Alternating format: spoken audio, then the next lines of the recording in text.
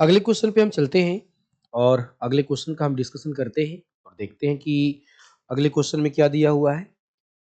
हाँ, अगला क्वेश्चन है कि भारतीय प्राणी सर्वेक्षण के द्वारा खोजी गई नवीन हेडसील्ड समुद्री स्लग के बारे में निम्नलिखित कथनों पर विचार कीजिए। करंट अफेयर्स का क्वेश्चन है।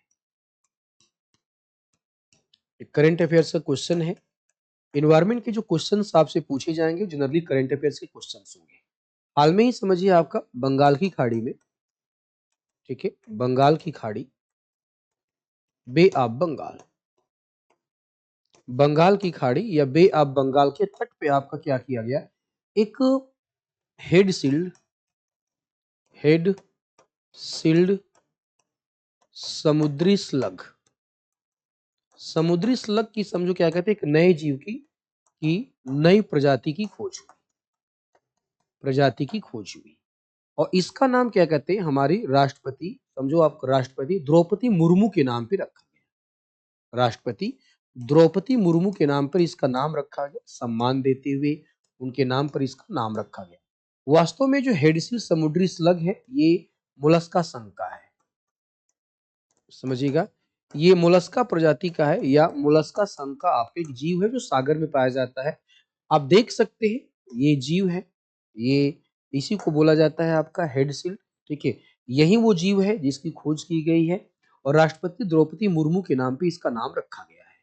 इस आधार पे अगर हम देखें, इस आधार पे देखें तो पहला स्टेटमेंट गलत है, यहाँ पे बे ऑफ बंगाल होना चाहिए, बे ऑफ बंगाल होना चाहिए। दूसरा स्टेटमेंट और तीसरा स्टेटमेंट सही है, हमारा आंसर हो जाएगा बी। तो हमारा आंसर हो जाएगा बी। हम आगे बढ़ेंगे, क्वेश्चन नंबर 102 पे चलेंगे। क्वेश्चन नंबर 102 क्या कहता है, क्वेश्चन नंबर 102 क्या कहता है, गोल्डन टाइगर के संदर्भ में निम्नलिखित कथनों पर विचार कीजिए। ये भी समझो जो गोल्डन टाइगर है ये भी अभी न्यूज में था, ठीक है। गोल्डन जो टाइगर है, ये गोल्डन टाइगर भी अभी क्या कहते हैं न्यूज में था। गोल्डन टाइगर को हाल ही में काजीरंगा, समझो, काजीरंगा नेशनल पार्क में देखा गया, काजीरंगा नेशनल पार्क में समझो देखा गया, ठीक है। गोल्डन टाइगर कुछ है नहीं, गोल्डन टाइगर वास्तव में क्या है, यह बंगाल टाइगर की एक प्रजाति है, बंगाल टाइगर की एक प्रजाति है, ठीक है। बंगाल टाइगर के अंतर्गत ही इसे रखा जाता है।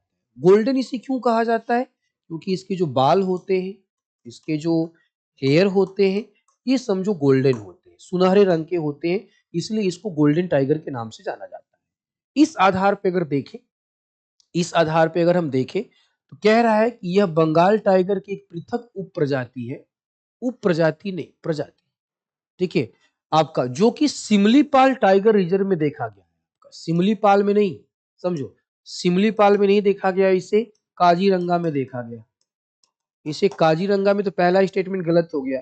इसकी पहचान इसके हल्के सुनहरे रंग और लाल भूरी धारियां, ये सही है आपका, इसका आंसर हो जाएगा बी, ठीक है, इसका आंसर हो जाएगा बी।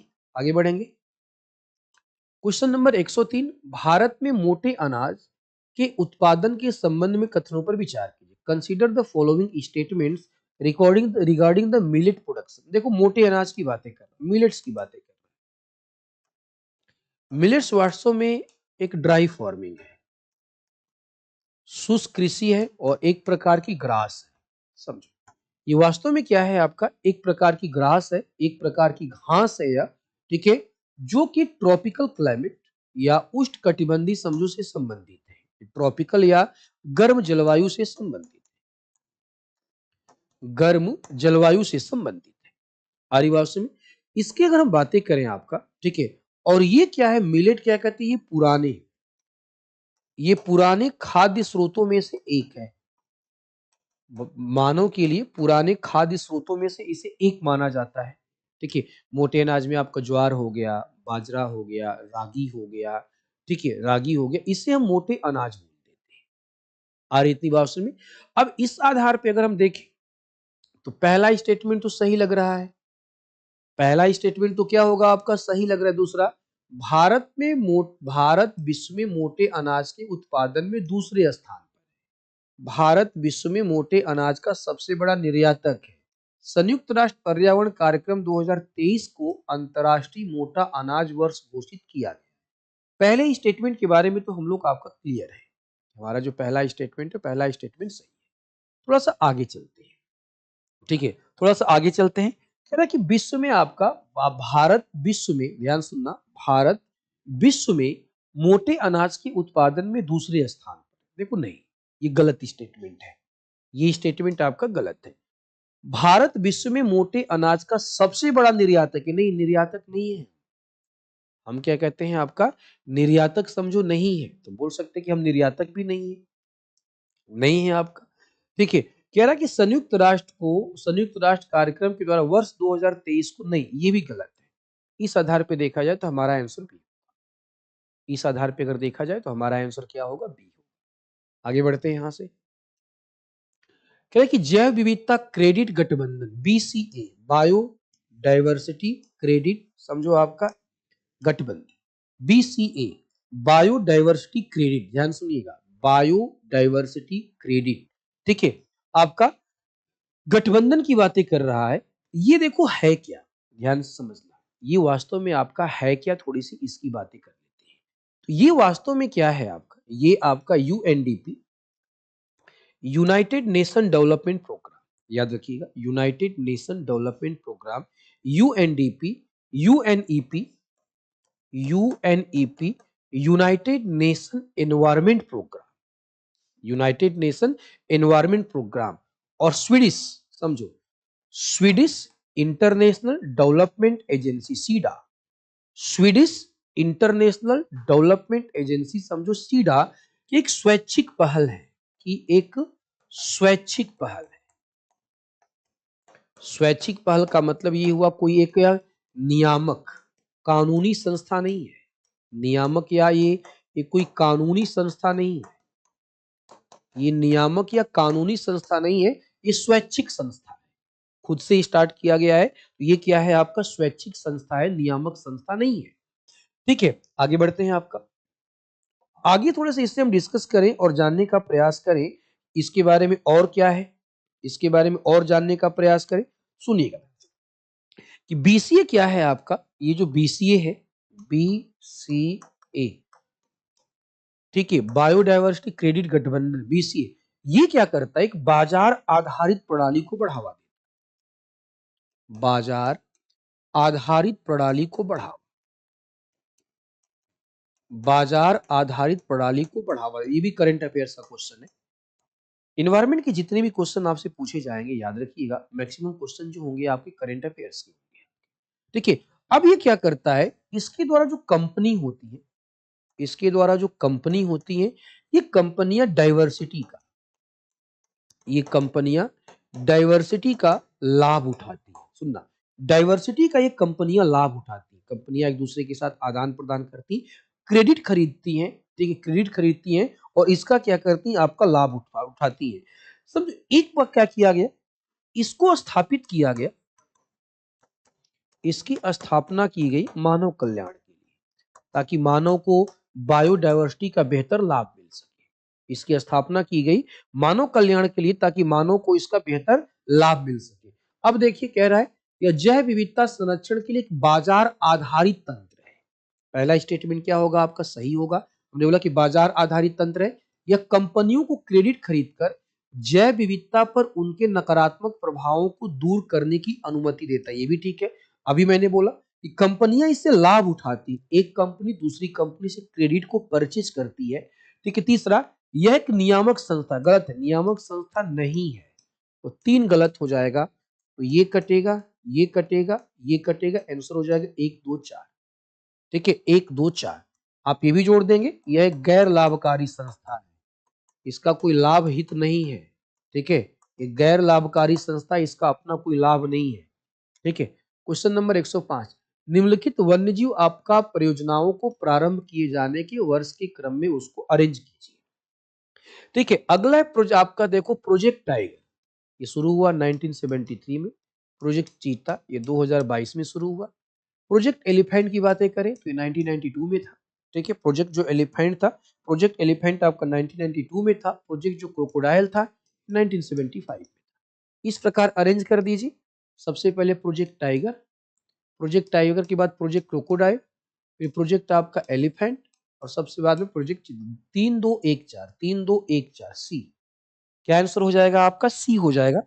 हमारा आंसर हो जाएगा 105, 105 का आंसर सी। 106 नंबर पे चलते हैं।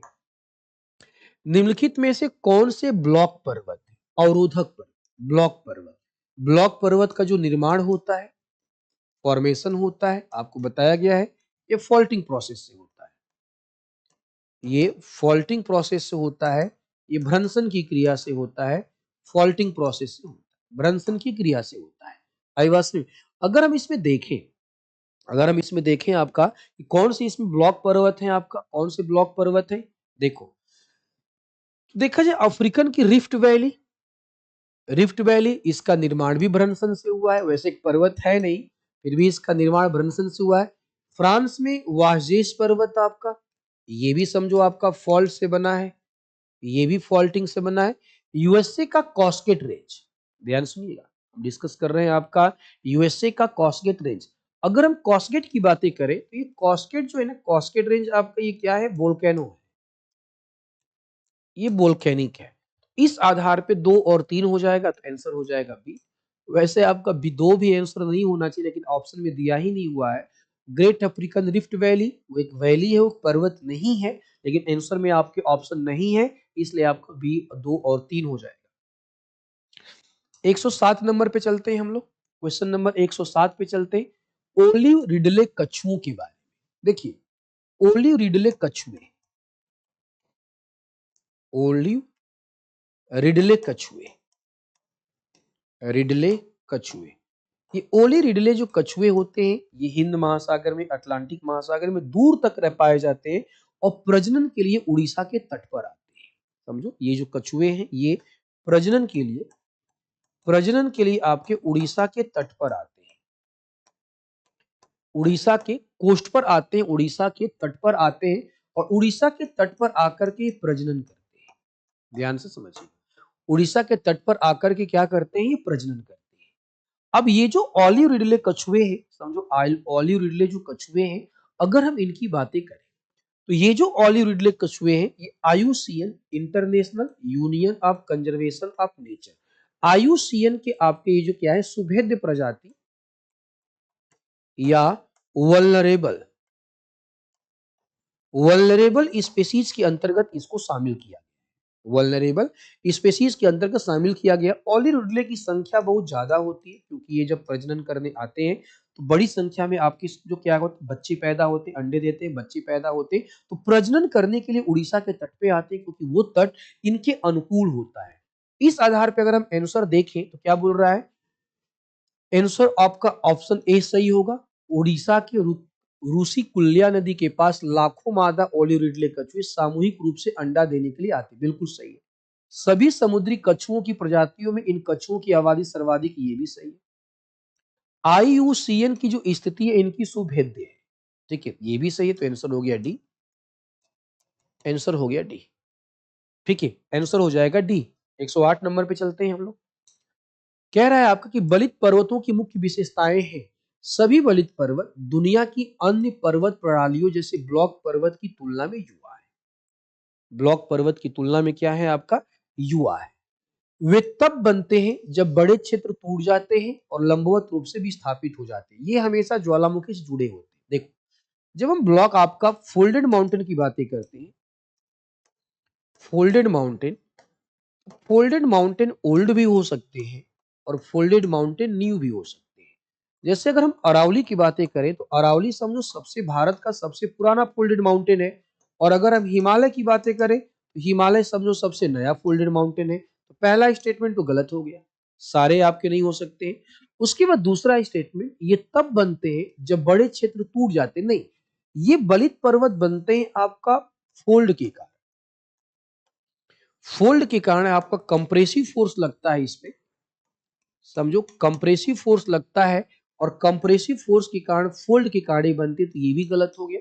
ये हमेशा ज्वालामुखी जुड़े होते, ये भी गलत है। हिमालय पर्वत के क्षेत्र में देखेंगे तो हिमालय पर्वत के क्षेत्र में यहाँ पे वोल्केनो नहीं है। हिमालय पर्वत की बातें करेंगे तो हिमालय पर्वत के क्षेत्र में वोल्केनो आपके नहीं पाए जाते हैं, तो आपका ये भी गलत हो गया। आंसर हो जाएगा डी, इसमें से कोई सही नहीं है। चलिए 108 के बाद 109 नंबर पे चलते हैं। देखिए वैज्ञानिकों के बीच चर्चा में रहने वाला शब्द ऊर्ट क्लाउड। देखो ऊर्ट क्लाउड, ऊर्ट क्लाउड ये क्या है आपका? जो कुइपर बेल्ट आप जानते हैं, कुइपर बेल्ट, कुइपर बेल्ट के बाद का क्षेत्र के बाद उपस्थित होते हैं। वास्तव में कुछ है नहीं, ये समझो आपका आइस का या हिम का बादल है, आइस का या हिम का बादल है। देखिए ऊर्ट नाम इसलिए रखा गया क्योंकि ऊर्ट नामक एक साइंटिस्ट ने इसको ढूंढा था, ऊर्ट नामक वैज्ञानिक ने इसको ढूंढा था, इसलिए इसका नाम ऊर्ट रख दिया गया। उर्ट है आपका, समझिए, इसलिए इसका नाम क्या रख दिया गया? ऊर्ट रख दिया गया आपका। तो 109 की बातें करें आपका तो क्या बोला जाए आपका? 109 का आंसर हमारा क्या हो जाएगा? हमारे सौर मंडल के चारों ओर बर्फीले मलबे का मोटा बुलबुला या बादल। आंसर हो जाएगा सी। ठीक है, 109 के बाद 110, निम्नलिखित युग्मों में कौन सा सुमेलित है? काजीरंगा राष्ट्रीय उद्यान, अभी बता दीजिए। काजीरंगा राष्ट्रीय उद्यान कहां पर है? असम में है, बिल्कुल सही है। इतांकी राष्ट्रीय उद्यान, दूसरा है इतांकी, इतांकी राष्ट्रीय उद्यान नागालैंड में है, याद रखिएगा, ये नागालैंड में है। दाचीगाम राष्ट्रीय उद्यान, अब हमसे पूछ रहा है दाचीगाम राष्ट्रीय उद्यान जम्मू कश्मीर में, सही है। सरिस्का के बारे में तो जानते हो, सरिस्का के बारे में आप लोग जानते होंगे, सरिस्का कहां पर है? राजस्थान में है। तो दो सुबह सही है, दो गलत है। कौन कौन सा सही है? एक और चार, ये लिखा हुआ एक और चार। ठीक है, 110 का आंसर हो जाएगा आपका। कौन सा क्वेश्चन हमसे क्या पूछा है? कौन सा सुमेलित नहीं है पूछे, सॉरी, हमसे पूछा है कौन सा सुमेलित नहीं है। तो सुमेलित कौन सा नहीं है? 2 और 3, आंसर हो जाएगा बी।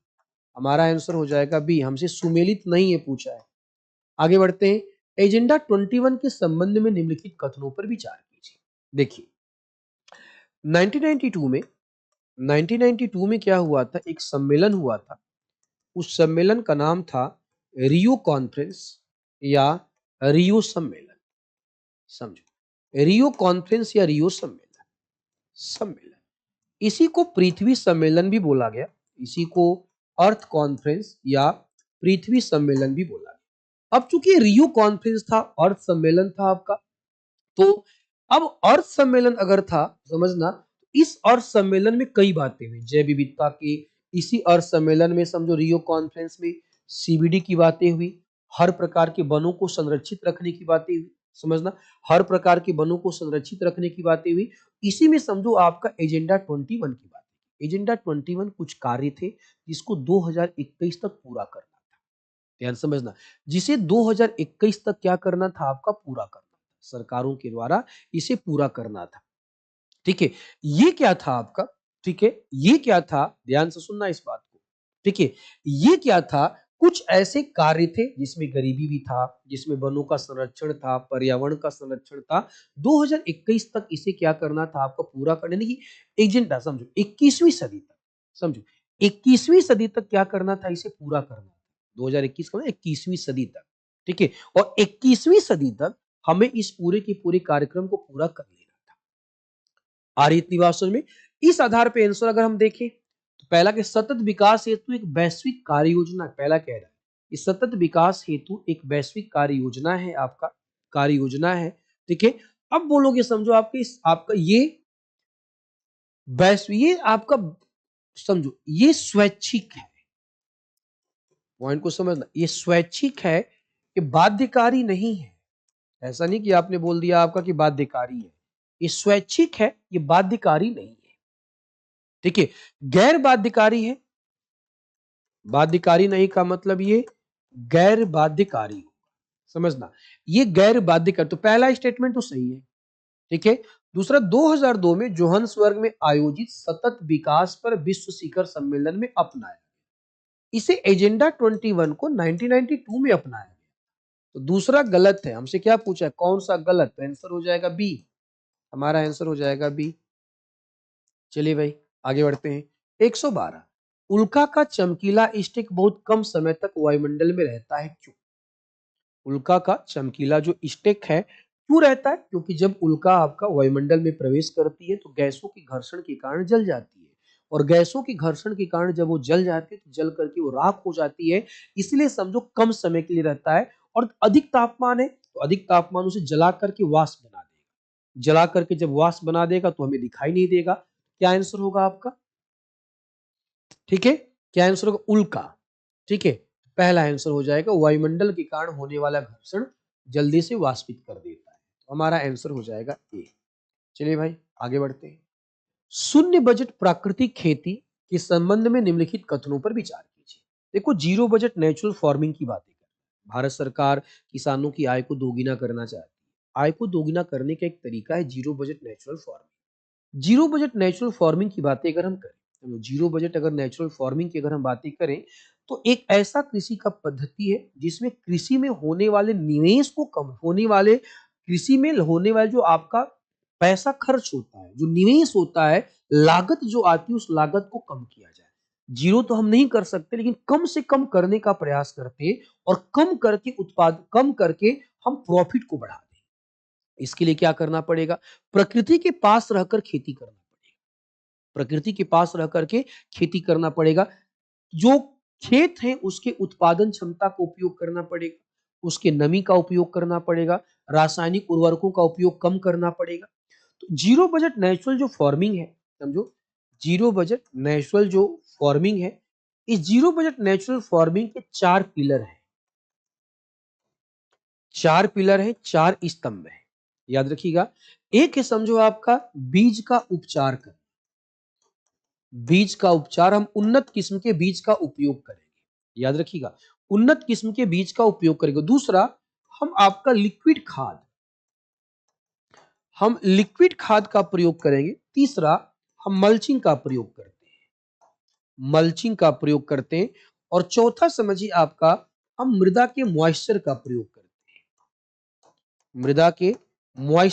मृदा के नमी का प्रयोग करते हैं।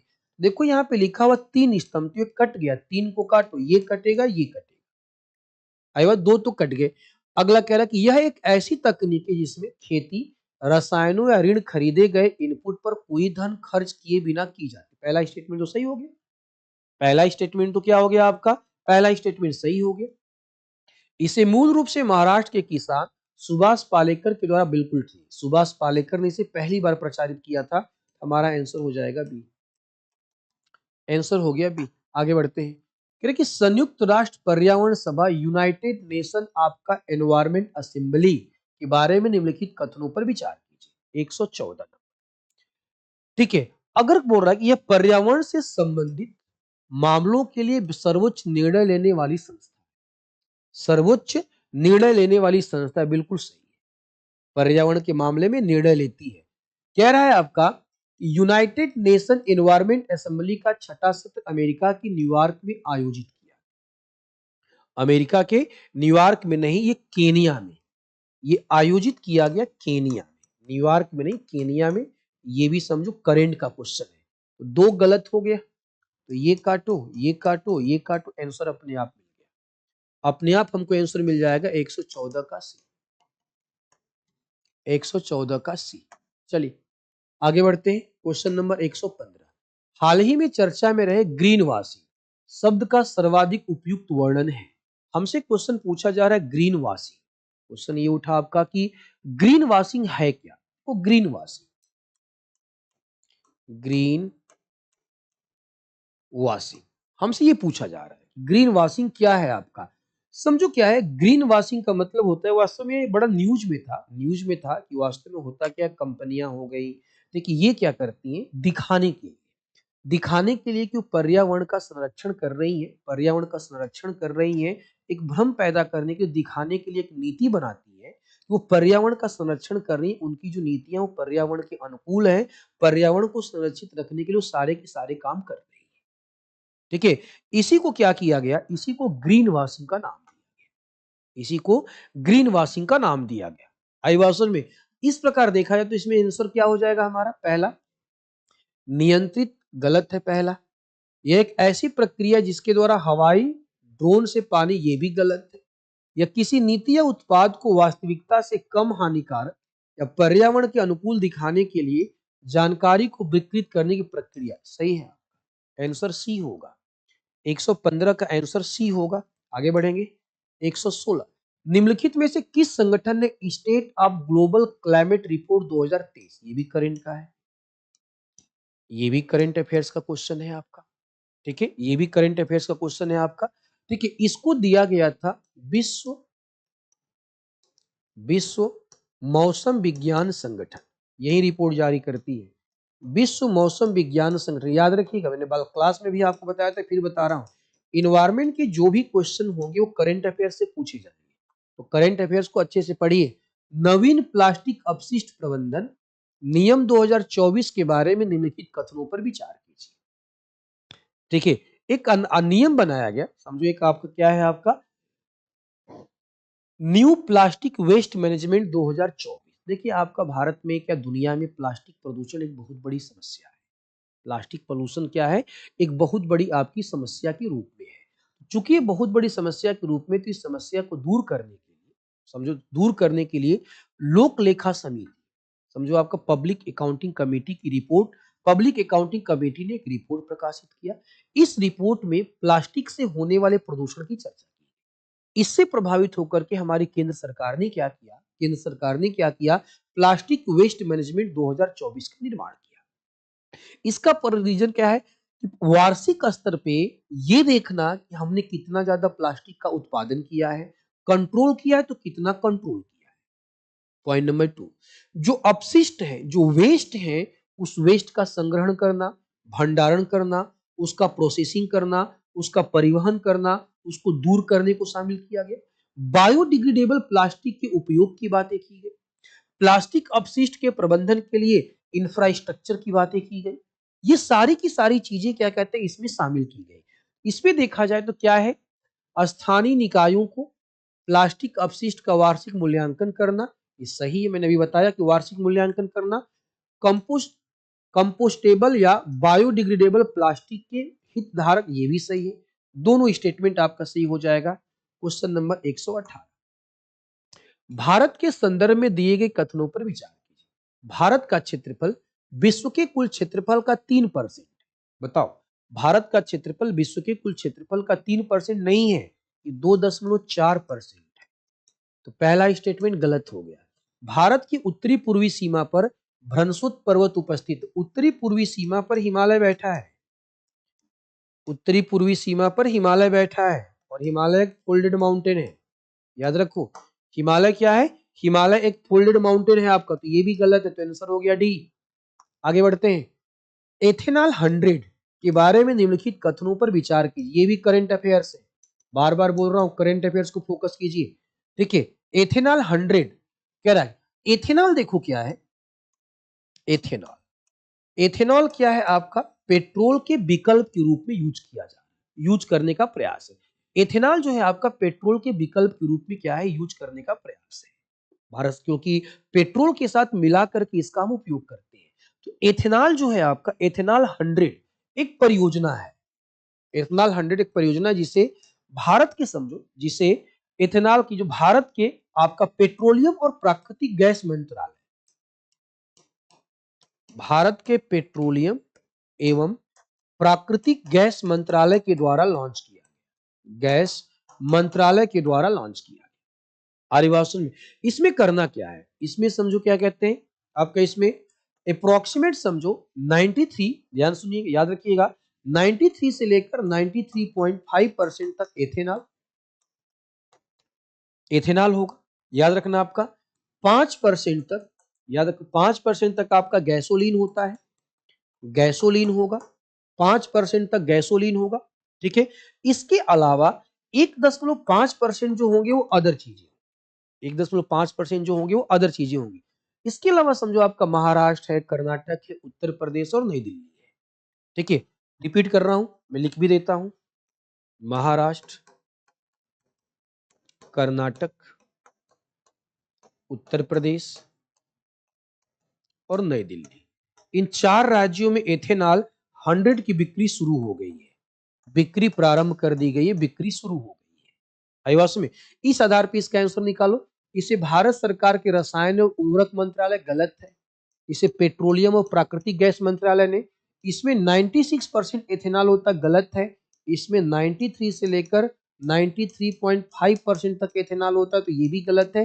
आंसर हो गया डी, ना तो ए ना तो दो। आगे बढ़ते हैं। कृषि विज्ञान केंद्रों के संदर्भ में निम्नलिखित कथनों पर विचार, ये फैक्ट है। कृषि विज्ञान केंद्रों के संदर्भ में आपका विचार कीजिए। कह रहा कि पहले कृषि विज्ञान केंद्र को 1974 में स्थापित किया गया था पुडुचेरी में। याद रखो, पुडुचेरी में स्थापित किया गया, तो 1974 में, तो एक तो गलत हो गया। एक क्या हो गया, गलत हो गया, तो काटो जरा। ये कटेगा, ये कटेगा, ये अपने आप आंसर मिल गया। अपने आप आंसर आपको मिल गया बी। हमने एक गलत काटा, अपने आप हमको आंसर मिल गया बी। चलिए, अपने आप हमको आंसर मिल गया। आगे बढ़ते हैं। बिहार में खनिज उत्पादन के संदर्भ में निम्नलिखित कथनों पर विचार कीजिए। रोहतास में पाइराइट का सर्वाधिक भंडार है। चूना पत्थर कैमूर, भभुआ, मुंगेर और रोहतास जिले में पाया जाता है। स्वर्ण के भंडार जमुई जिले में पाए जाते हैं। स्वर्ण के जो भंडार हैं वो जमुई जिले में पाए जाते हैं। ये बिल्कुल ठीक है। जमुई जिले में स्वर्ण का भंडार पाया जाता है। ध्यान सुनो, जमुई जिले में स्वर्ण का भंडार आपका पाया जाता है। स्वर्ण का भंडार आपका पाया जाता है। बिहार में समझो, भारत के पायराइट संघ आपका, ठीक है, बिहार में पायराइट, पायराइट आपका,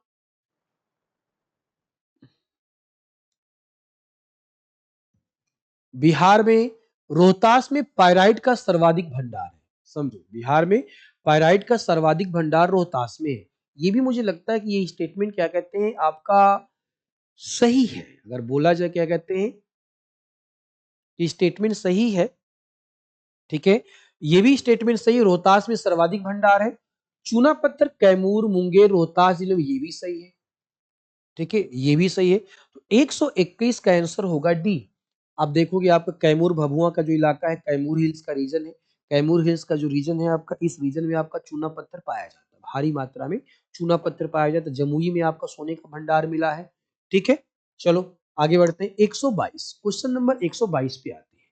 क्वेश्चन नंबर 122 कह रहा है कि बिहार में बहने वाली एक पवित्र नदी फल्गु निम्नलिखित में से किन नदियों के संगम पर बनती है। 122 फल्गु नदी की बातें कर रहे हैं। फल्गु जो नदी है, फल्गु नदी, फल्गु जो नदी है, इस फल्गु नदी को आपका निरंजना नदी भी कहा जाता है। इसे निरंजना नदी भी कहा जाता है। याद रखिए, ये 69 क्या कहते हैं, बीपीएससी में पूछा गया था। प्रीवियस ईयर के कुछ क्वेश्चन इसलिए डाले गए हैं ताकि आपको पता चलता रहे कि वास्तव में हो क्या रहा है। ठीक है, तो यह क्या है आपका, ये जो नदी है आपका लीलाजन,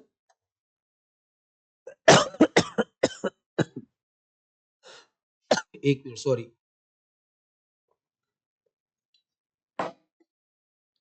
लीलाजन और मुहाना, लीलाजन और मुहाना नदी के मिलती हैं, और इस नदी के संगम के बाद जब ये दोनों नदियां लीलाजन मुहाना निकल के आगे बढ़ती हैं, तब इसे फल्गु कहा जाता है। तो आंसर क्या हो जाएगा, ए। हमारा आंसर क्या हो जाएगा, हमारा आंसर ए हो जाएगा। फल्गु जो नदी है, समझो, फल्गु जो नदी है, ये फल्गु नदी को आपकी एक पवित्र नदी माना जाता है। फल्गु नदी को एक पवित्र नदी माना जाता है। आप जानते हो, गया का नाम सुना होगा, गया का नाम सुना होगा। गया में लोग अपने पितरों को बैठाने जाते हैं। गया में आप लोगों ने सुना होगा कि गया में लोग क्या करते हैं, अपने पूर्वजों को बैठाने, पिंडदान करने जाते हैं। वही है फल्गु नदी। मौका मिलेगा कभी घूमने जरूर जाना। 123, निम्नलिखित में से किस स्थान पर बिहार में पहली बार चाय के बागान स्थापित किए गए थे। पहली बार चाय के बागान स्थापित समझो कहां पर किए गए थे आपका। ठीक है, तो अगर हम डिस्कस करें, ध्यान समझो आपका, डिस्कस करें तो बिहार का किशनगंज, बिहार का किशनगंज, यहाँ पे 1982 में पहली बार आपका चाय का उत्पादन का प्रयास किया गया। चाय के उत्पादन की शुरुआत की गई 1980 के दशक में, समझो। ठीक है, 1900 रियलिटी में देखा जाए तो 1980 के दशक में किशनगंज के, देखो, यहां से उत्पादन प्रारंभ हो गया, उत्पादन यहां से प्रारंभ हो गया, और यहां से शुरुआत की गई थी किशनगंज के, समझो आपका ठाकुरगढ़, किशनगढ़ के आपका ठाकुरगंज, याद रखिएगा, किशनगढ़ के आपके ठाकुरगंज का इलाका था। एक इलाका था आपका ठाकुरगंज का, और आपका एक इलाका था आपका पोठिया, ठाकुरगंज और पोठिया। यहाँ पे क्या किया गया, चाय के बागान की स्थापना की गई और 1982 से यहाँ का उत्पादन शुरू हो गया। आंसर हो जाएगा बी। 123 पे चलते हैं। बिहार के जिलों का दशकीय जनसंख्या वृद्धि दर 2001 से 11 के अनुसार निम्नलिखित में से सही आरोही क्रम चुनिए। बिहार स्पेशल का क्वेश्चन है, समझो ये बिहार स्पेशल का क्वेश्चन है, आपका आंसर हो जाएगा बी। सिंपल सा, इसका आंसर आपका बी हो जाएगा। अभिभाषण में इसका आंसर क्या हो जाएगा आपका,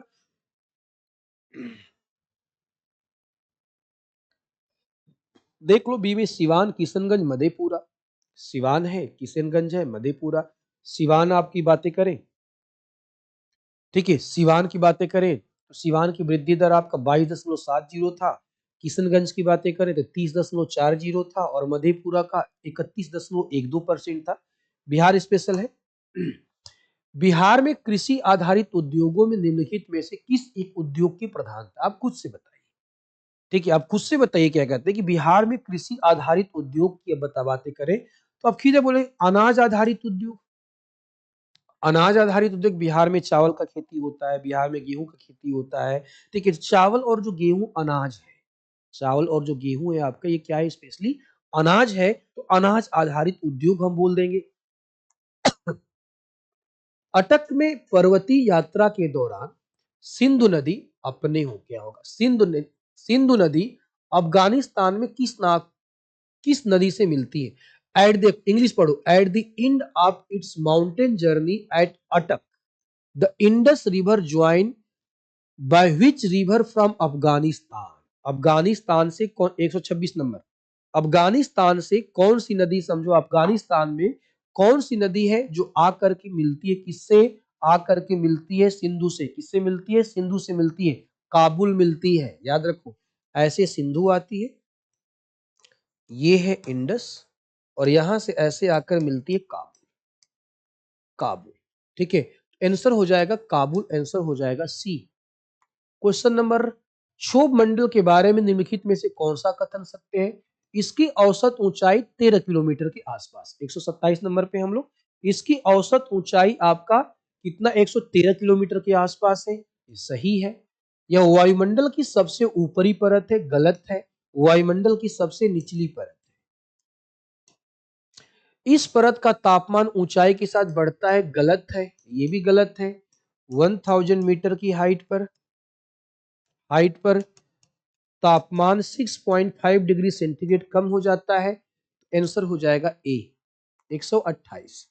पैंजिया से अलग हुआ दक्षिणी महाद्वीप कहलाता है, याद करो, पैंजिया दो भाग में टूटा, इसका विखंडन हुआ, दो भाग में टूटा। एक नॉर्थ का पार्ट था, उत्तरी भाग था, उत्तरी भाग को बोला गया अंगारा लैंड या उत्तरी भाग को लॉरेंसिया बोला गया, और इसका जो दक्षिणी भाग है, दक्षिणी भाग को गोंडवाना लैंड बोला गया। यहाँ पे आंसर हो जाएगा गोंडवाना लैंड। 129 नंबर, भारत के संदर्भ में दिए गए कथनों पर विचार कीजिए। Consider the following statement with reference to the India.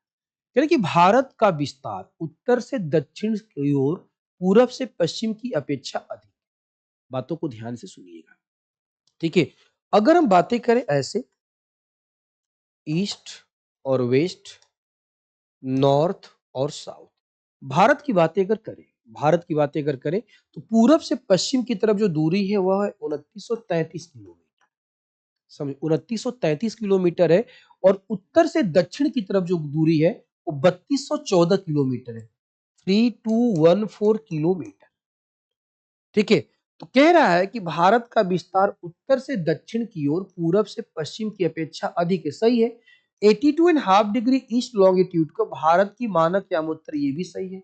82.5 degree east जो लॉन्गिट्यूड है भारत का ईस्ट इंडियन स्टैंडर्ड टाइम है, भारत का क्या है, इंडियन स्टैंडर्ड टाइम है।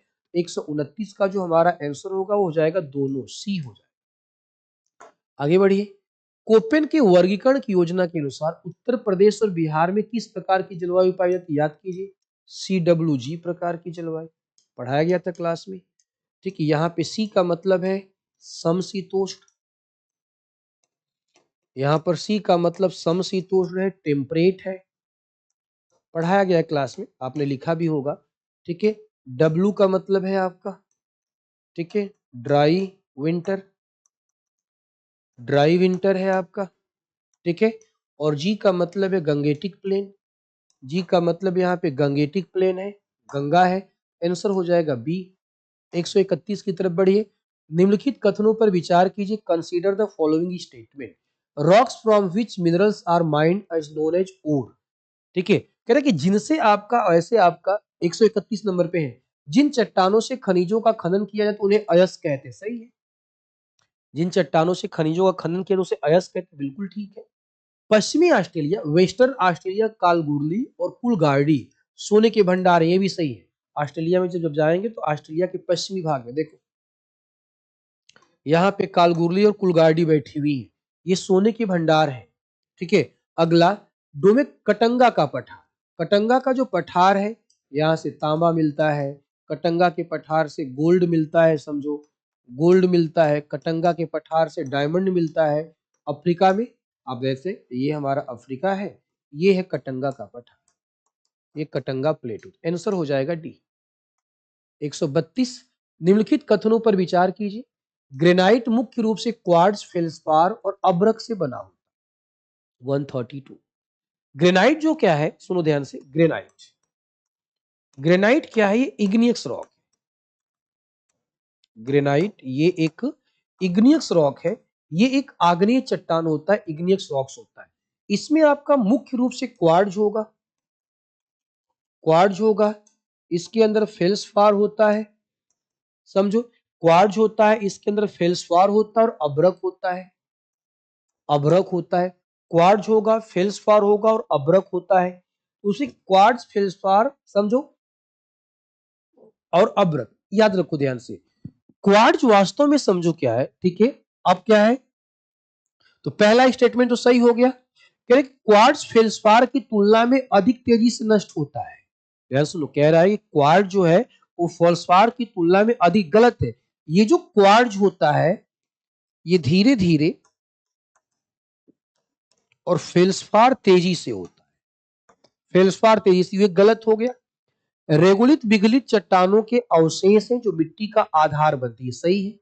याद कीजिए, रेगुलित क्या होता है, सबसे नीचे मिट्टी, जब हमने पढ़ाया था आपको, प्रोफाइल बताया तो मैंने बोला था सबसे नीचे वाला जो भाग होता है जहां पे कठोर चट्टान होती है उसे बेस चट्टान बोलते हैं और रेगुलित होता है। हमसे क्वेश्चन क्या पूछा है, कौन सा सही नहीं है, तो गलत है आपका दो, आंसर हो जाएगा बी।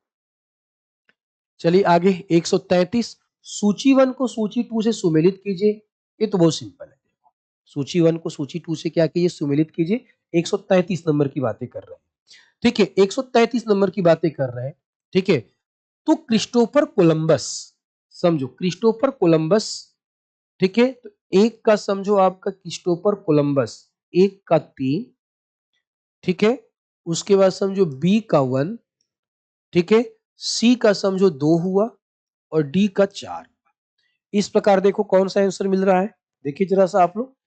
एक मिनट, एक मिनट, एक मिनट, wait wait wait wait wait wait wait wait wait wait wait, हम 133 पे है ना, हम 133 पे हैं, वेट कीजिए। क्या कहते हैं, क्रिस्टोफर कोलंबस, इसने इटली की खोज किया था, सही से मैच करो। क्रिस्टोफर कोलंबस ने इटली की खोज किया था, ठीक है। जेम्स कार्टिकायर, इसने क्या किया था, कार्टियर, इसने फ्रांस की खोज किया था, समझो इसने क्या किया था, फ्रांस की खोज किया था। सर फ्रांसिस ड्रेक, इसने यूके की खोज किया था, कहां गया यूके, ये यूके की खोज किया। मैगलन ने पुर्तगाल की खोज किया। तो ए का क्या बना, ए का बना 3, बी का क्या बना बच्चा 4, सी का बना 2 और डी का बना 1। 3 4 2 1, ये ढूंढो जरा कहां मिलेगा, 3 4 2 1 तो मिलेगा ए। चलो आगे बढ़ते हैं, नीचे दो कथन दिए गए हैं। चलो कह रहा है कि महासागरीय गर्त सामान्यतः महासागरों के मध्यवर्ती भाग में स्थित होते हैं। महासागरीय भाग सामान्यतः महासागरों के मध्यवर्ती भाग में स्थित होते हैं। महासागरीय गर्त महासागर के सर्वाधिक गहरे, आर तो सही है। महासागरीय जो गर्त है, समझो महासागरीय जो गर्त है, सुनना ध्यान से, महासागरीय जो गर्त है अगर हम बातें करें आपका, तो ये महासागर के सबसे गहरे भाग होते हैं। ठीक है, और ये सबसे गहरे भाग कहाँ बैठे होते हैं? तो महासागरीय ढाल है ना, जो महासागरीय ढाल या जो महाद्वीपीय ढाल है, जो महाद्वीपीय ढाल होते हैं, महाद्वीपीय ढाल के बेस पर बैठे होते हैं, ना कि आपका बीच में बैठे होते हैं। ये गलत है, एक गलत है, समझो। फिगर मैंने आपको बनाया था, ठीक है, आपको क्लास में पढ़ा रहा था, महासागरीय नीतल उच्चावच का फिगर बनाया गया था, उस फिगर को आप देख लीजिएगा आराम से। इससे हम आगे बढ़ेंगे। अगला, स्वर्ण रेखा नदी निम्नलिखित में से किस एक गांव के पास से निकलती है? स्वर्ण रेखा नदी निम्नलिखित में से किस एक गांव के पास से निकलती है? समझो आपका झारखंड की, समझो आपका स्वर्ण रेखा नदी झारखंड के रांची के नागरी गांव से, नगरी या नगड़ी गांव से निकलती है। नगरी या नगड़ी गांव से, तो डी हो जाएगा। अगला है, निम्नलिखित में से कौन से राष्ट्रीय उद्यान बिहार में स्थित है? समझो, हमसे पूछ रहा है कौन सा राष्ट्रीय उद्यान, समझो आपका बिहार में स्थित है आपका। तो हम बातें करेंगे वाल्मीकि। वाल्मीकि, समझो ये कहां बैठा हुआ है? बिहार में। वाल्मीकि राष्ट्रीय उद्यान कहां बैठा हुआ है आपका? बिहार में। दूधवा, ये उत्तर प्रदेश में बैठा हुआ है। कहां बैठा हुआ दूधवा? उत्तर प्रदेश में बैठा हुआ है आपका। गजनेर है, ये बैठा है राजस्थान में, ये राजस्थान में बैठा हुआ। भीम बांध वन्यजीव उद्यान आपका, ये बैठा हुआ है बिहार के मुंगेर में, ये भी बिहार के मुंगेर में है, याद रखिएगा, बिहार के मुंगेर में है आपका। और ये जो है आपका वाल्मीकि वेस्ट चंपारण में है।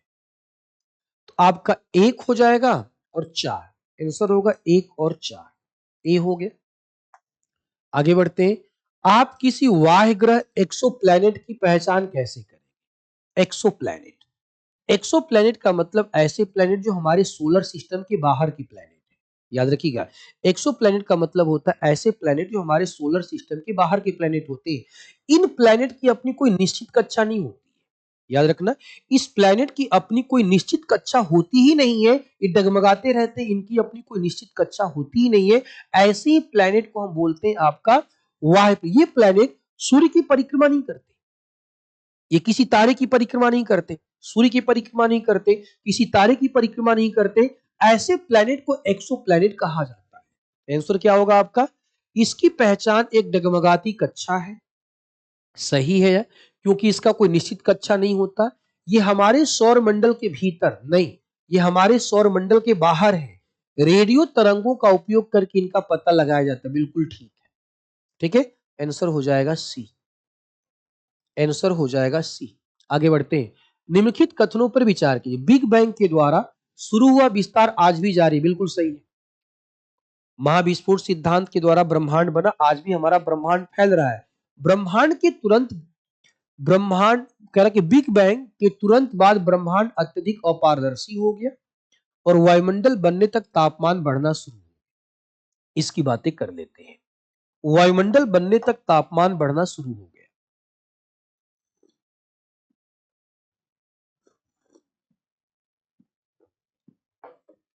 ठीक, थोड़ा सा इसकी बातें करते हैं। विस्तार तो आज जारी है, कह रहा है कि बिग बैंग के तुरंत बाद ब्रह्मांड अत्यधिक अपारदर्शी हो गया, अपारदर्शी हो गया और वायुमंडल बनने तक तापमान बढ़ना शुरू हो गया, तापमान बढ़ना शुरू हो गया। देखो, वायुमंडल के बनने तक तापमान बढ़ना शुरू हो गया, देखिए ये चीज एक्सेप्टेबल है। पहले इसको ढूंढो कि बिग बैंग के तुरंत बाद ब्रह्मांड और अत्यधिक, और इंग्लिश पढ़ो ज्यादा अच्छा होगा। Soon after the Big Bang, the universe became highly opaque and temperature started rising till the atmosphere was formed. ठीक है, देखो जब तक वायुमंडल आपका नहीं बना, बातों को थोड़ा ध्यान से सुनना और बातों को थोड़ा ध्यान से समझना। ठीक है, थोड़ा सा बातों को थोड़ा ध्यान सुनिए और समझिए कि जब तक वायुमंडल हमारा नहीं बना, समझो, वायुमंडल जब तक हमारा नहीं बना,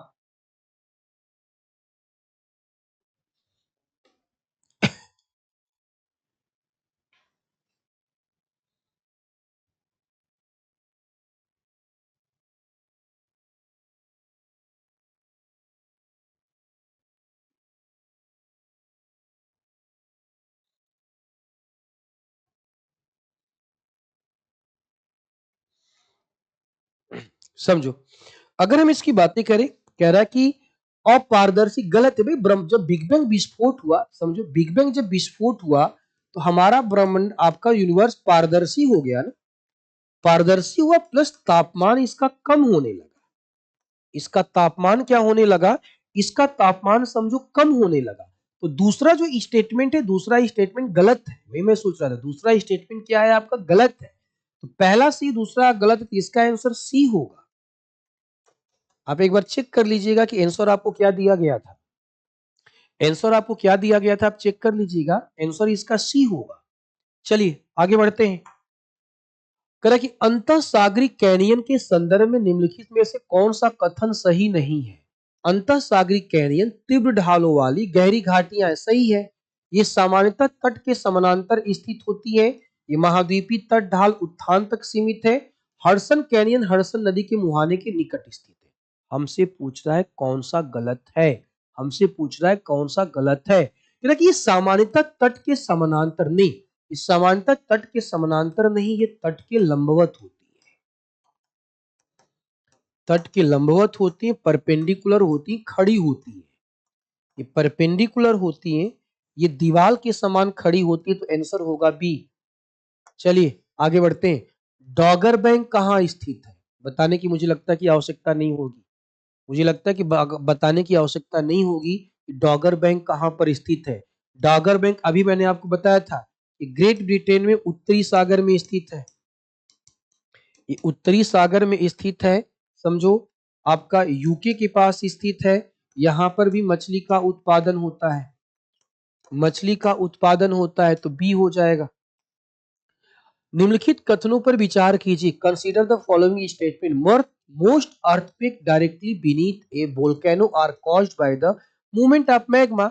ज्वालामुखी के ऊपर जो भूकंप आते हैं उसका मेन रीजन क्या होता है? मैग्मा होता है। मैग्मा आता है, सतह से टक्कर मारता है, टक्कर से भूकंप आते हैं। पहला स्टेटमेंट सही है। विश्व में ज्यादातर भूकंप टेक्टोनिक प्लेटों किनारों पर आते, ये भी सही है। चाहे अपसारी सीमा हो, चाहे अभिसारी सीमा हो, चाहे समानांतर सीमा हो, आंसर हो जाएगा सी। 142। बिहार की भौगोलिक संरचना प्रणाली बनी हुई है। ठीक है, मिलान कीजिए। समझो अब देखो, इसको मिलान करना है, अलग अलग स्टेटमेंट लिखा हुआ है, कैसे किया जाए? इसको यहां पे ऐसे लिखना चाहिए था। यानी कि धारवाड़ चट्टान प्रणाली, ध्यान से सुनो। धारवाड़ जो चट्टान प्रणाली है, सबसे पहले आर्कियन बना, याद रखना। सबसे पहले समझो आर्कियन बना। आर्कियन के बाद क्या बना? धारवाड़। आर्कियन के बाद क्या बना? धारवाड़ बना। धारवाड़ जो है वो बिहार के मुंगेर में पाया जाता है, जमुई में पाया जाता है, नवादा में पाया जाता है। धारवाड़ क्रम की जो चट्टानें हैं, ये प्राथमिक अवसादी चट्टानें थी, आर्कियन के अवसादों से बनी थी। और ये आपका फेमस है, किसके लिए फेमस है भाई? ये फेमस है धात्विक चट्टानों के लिए। फेमस है धात्विक चट्टानों के लिए। ढूंढो जरा सा, धारवाड़ चट्टान ए का किससे मैच कर रहा है? धारवाड़ प्रणाली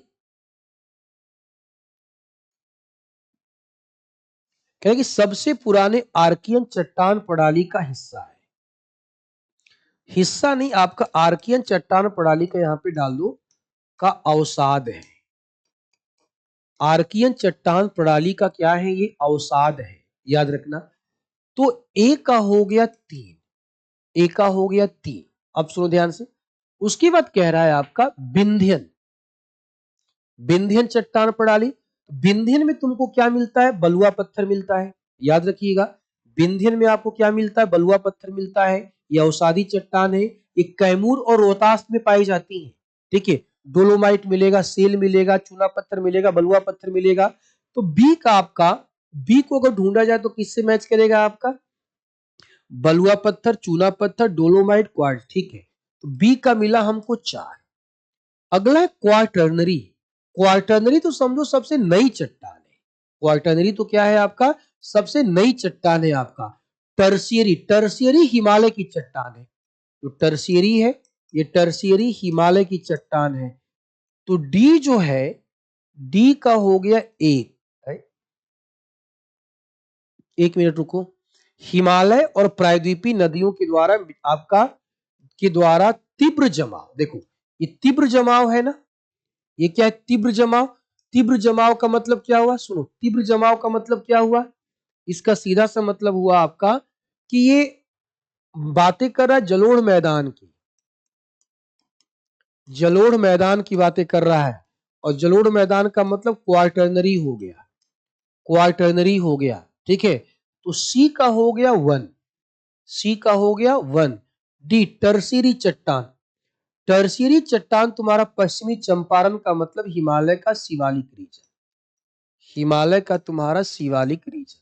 तो डी का हो गया तुम्हारा, डी का हो जाएगा 2। तो जोड़ो जरा, ए का 3, बी का 4, सी का 1, यानी कि 3 4 1 2, 3 4 1 2 ए, 142 का ए।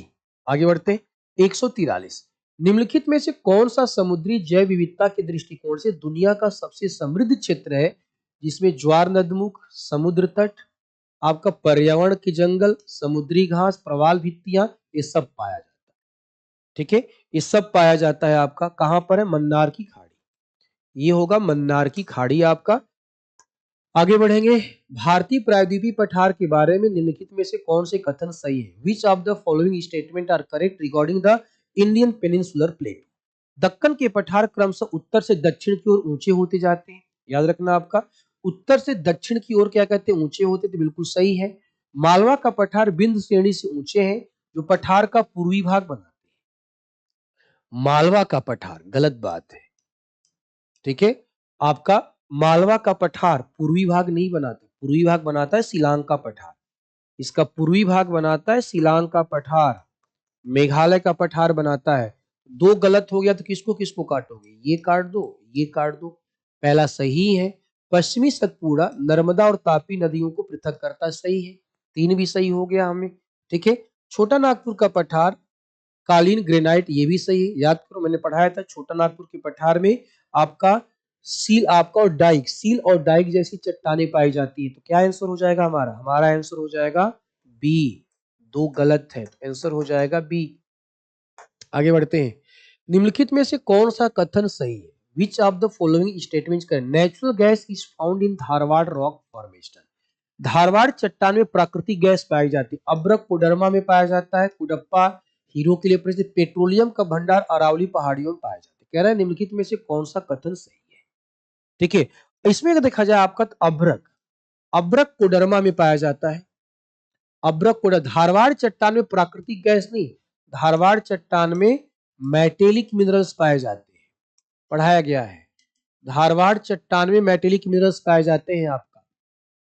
कुडप्पा हीरो के लिए प्रसिद्ध है, समझिए आपका कुडप्पा जो है आपका लिखा हुआ है, कुडप्पा प्रणाली जो है आपका, इसमें बलुआ पत्थर मिलता है आपका, कुडप्पा में बलुआ पत्थर मिलेगा, चूना मिलेगा, क्वार्ट्ज मिलेगा, स्लेट मिलेगा आपका, ये सारी चीजें आपके पाई जाती है। ठीक है, पेट्रोलियम का भंडार अरावली में पाया जाता है। ठीक है, पेट्रोलियम का भंडार कृष्णा कावेरी बेसिन में पाया जाता है, तो ये गलत, तुम्हारा आंसर हो जाएगा बी। 146, कौन सा युग्म सही सुमेलित है? शिकागो। ठीक है, ये स्पेशली क्या है आपका, स्पेशली आपका झील, आपका नॉर्थ अमेरिका में जाएंगे तो नॉर्थ अमेरिका में 5 झीलें हैं, सुपीरियर झील है, मिशिगन झील है, ओंटारियो है, ईरी है, ह्यूरॉन है, 5 झीलें हैं, 5 झीलों के बारे में बातें कर रहे हैं। शिकागो ये मिशिगन झील के किनारे है, ये सही है आपका। ठीक है, सही है। क्लीवलैंड आपका ईरी झील के किनारे है, ये भी सही है। डेट्रॉयट आपका समझो, ठीक है, डेट्रॉयट जो है, ये डेट्रॉयट क्या लिखा है, डेट्रॉयट। ठीक है, डेट्रॉयट की अगर हम बातें करें तो डेट्रॉयट समझो आपका, ये ईरी झील के किनारे बैठा हुआ है, ईरी झील के किनारे बैठा हुआ है, तो डेट्रॉयट वाला आपका गलत हो गया। ठीक है, टोरंटो ओंटारियो सही है, तो हमारा आंसर होगा सी, आंसर हो गया सी। हमसे पूछा है कौन सा सुमेलित नहीं है। चलिए आगे बढ़ते हैं, कोयला का खनन क्षेत्र और देश बोल रहा है आपका कारागंडा, पचौरा बेसिन और ऊपरी साइबेरिया, यूके, रूस, पोलैंड और कजाकिस्तान, ये हमको मैच करना है, ये हमको क्या करना है, मैच करना। कारागांडा बेसिन की बातें करें तो ये बैठा है कजाकिस्तान में, तो एक का हुआ 4, एक का हुआ 4। पचौरी बेसिन का नाम आपने सुना होगा आपका, पचौरी जो बेसिन है आपका, ठीक है, पचौरी बेसिन की बातें अगर हम करें तो पचौरी बेसिन की बातें अगर हम करें, ध्यान सुनिएगा, ठीक है, पचौरी बेसिन की बातें करें तो पचौरी बेसिन तुम्हारा आपका ये जाएगा रूस में, रूस में जाएगा। 1 मिनट वेट करो। कारागांडा ये जाएगा कजाकिस्तान में। ठीक है, कारागांडा बेसिन कोयले का यहाँ पे क्या किया जाता है, उत्पादन किया जाता है। ठीक है, अगर हम बातें करें आपका, ठीक है, तो उत्तरी साइबेरिया का हिस्सा, उत्तरी साइलेशिया लिखा है, साइबेरिया से कंफ्यूज मत करना। उत्तरी साइलेशिया पोलैंड में बैठा हुआ है और पचौरी बेसिन रूस में बैठा हुआ है। तो ए का 4, बी का हो जाएगा 2 और सी का हो जाएगा 3। 4 2 3, 4 2 3, बी हो जाएगा आंसर। हमारा आंसर हो जाएगा बी। आगे बढ़ते हैं। 148, निम्नलिखित शैल क्रमों में कौन सा 90% से अधिक कोयला आपको पता है? गोंडवाना, बताने की कोई आवश्यकता नहीं है, गोंडवाना आंसर हो जाएगा डी। आगे बढ़ते हैं। भारत के पश्चिमी तटीय मैदान के बारे में कौन सा कथन सही है? देखो, पश्चिमी तटीय मैदान और पूर्वी तटीय मैदान। पश्चिमी तटीय मैदान सकरा मैदान है, पूर्वी तटीय मैदान चौड़ा मैदान है। पश्चिमी तटीय मैदान पे आपका क्या होता है, पश्चिमी तटीय मैदान पे नदियां एस्चुरी बनाती हैं, पूर्वी तटीय मैदान पे नदियां डेल्टा बनाती हैं। पश्चिमी तटीय मैदान पे ऊंचे ऊंचे ज्वार आते हैं, इसलिए बंदरगाहों के सुटेबल है, पूर्वी तटीय मैदान सुटेबल नहीं है। तो यह एक संकीर्ण पत्ती सही है। इसका एग्जाम्पल निमग्न का ये भी सही है, पत्तनों की विकास के लिए ये भी सही है।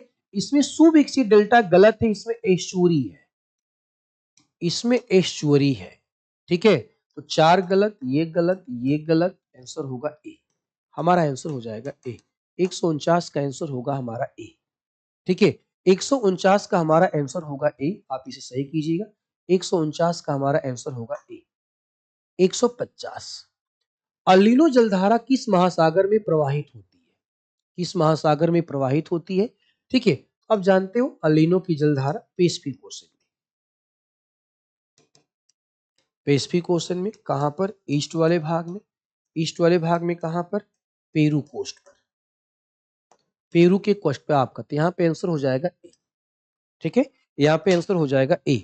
इस प्रकार हमने क्या किया, आपके जो क्वेश्चंस थे उस क्वेश्चन का हमने डिस्कशन किया और डिस्कशन कंप्लीट किया। इतना याद रखिएगा, एनवायरमेंट के क्वेश्चन जो भी आपसे पूछे जाएंगे वो आपके करंट अफेयर्स के क्वेश्चन होंगे, बाकी कोई क्वेश्चन नहीं होगा। करंट अफेयर्स के ही क्वेश्चन आपसे पूछे जाएंगे एनवायरमेंट वाले, बाकी बेसिक क्वेश्चन पूछे जाएंगे। जितने भी क्वेश्चन है 150 क्वेश्चन है। 150 क्वेश्चन में से बिहार स्पेशल का क्वेश्चन मैं हटा देता हूँ, क्योंकि बिहार स्पेशल मैंने आप लोगों को नहीं पढ़ाया था। साथ ही साथ क्या कहते हैं, आपका बाकी मैक्सिमम जो क्वेश्चन है आपके क्लास नोट से पूरे हो जाएंगे। अगर फिर भी आपने क्वेश्चन को सॉल्व नहीं किया, इसका मतलब ये हुआ या तो क्वेश्चन को आपने बहुत जल्दबाजी में पढ़ा है, या क्वेश्चन को पढ़ने के बाद आंसर निकालना भूल गए। तो आप जल्दबाजी में मत पढ़िए, अच्छे से क्वेश्चन को पढ़िए, उसको एनालिसिस कीजिए। एनालिसिस करने के बाद जो सही आंसर है उस सही आंसर को टिक कीजिए। Thank you very much, have a nice day.